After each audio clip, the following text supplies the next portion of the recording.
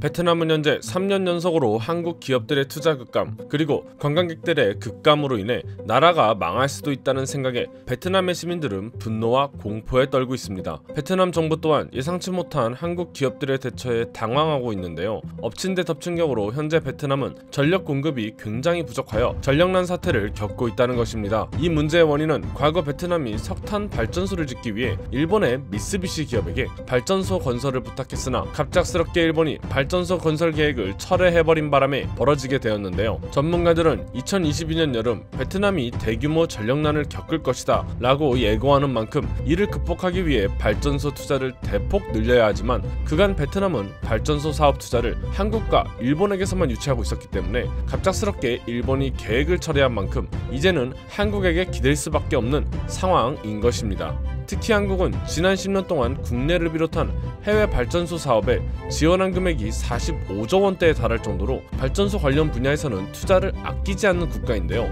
이에 따라 베트남은 최근까지도 14개의 화력 발전소 프로젝트를 추진해오고 있었습니다. 이 중 한국과 일본 두 나라에게 투자 유치를 받고 있었는데 베트남은 일본과 가장 큰 우호 관계를 유지하고 있었고 이에 따라 발전소 사업 권한을 일본에게 가장 많이 밀어주며 한국은 그저 보험용으로 일본보다 훨씬 적은 사업 권한을 주고 있었습니다. 그런데 최근 베트남이 가장 크게 믿고 있던 일본이 베트남에서 진행하던 화력 발전소 투자를 모두 철회하기로 결정했다는 엄청난 소식이 전해졌습니다. 내용은 베트남에서 화력 발전소를 건설 중이던 일본의 미쓰비시 상사가 글로벌 탈탄소화 계획에 맞춰 철회를 결정해버린 것인데요. 베트남 입장에서는 믿었던 일본이 갑자기 배신을 하니 당장에도 전력이 부족하여 전력난이 일어날 것 같은데 이것이 심화된다면 많은 외국 기업들이 사업 유지가 어려워지는 형태가 될 것은 뻔한 것인데요. 결국 베트남은 한국에게 매달릴 수밖에 없는 상황이 되며 부랴부랴 투자 유치를 받았던 한국전력, 한전에게 사업 내용을 재검토해달라고 요청하였지만 한국도 과거 베트남 화력 발전소 계획에 대한 금융 지원을 중단하겠다고 선언하여 결국 베트남은 어떻게든 한국에게 투자 유치를 받기 위해 빌고 있는 상황이 돼버린 것입니다. 만약 베트남에서 전력난이 현실화된다면 베트남에서 제조업을 꾸리고 있는 해외 기업들이 그 피해를 볼 것은 아주 뻔한 상황인 것이죠. 가뜩이나 베트남 정부의 말도 안 되는 규제와 기밀 유출로 인하여 수많은 해외 기업들이 떠나가는 상황인데요. 최근 미중 무역 전쟁이 심화되는 가운데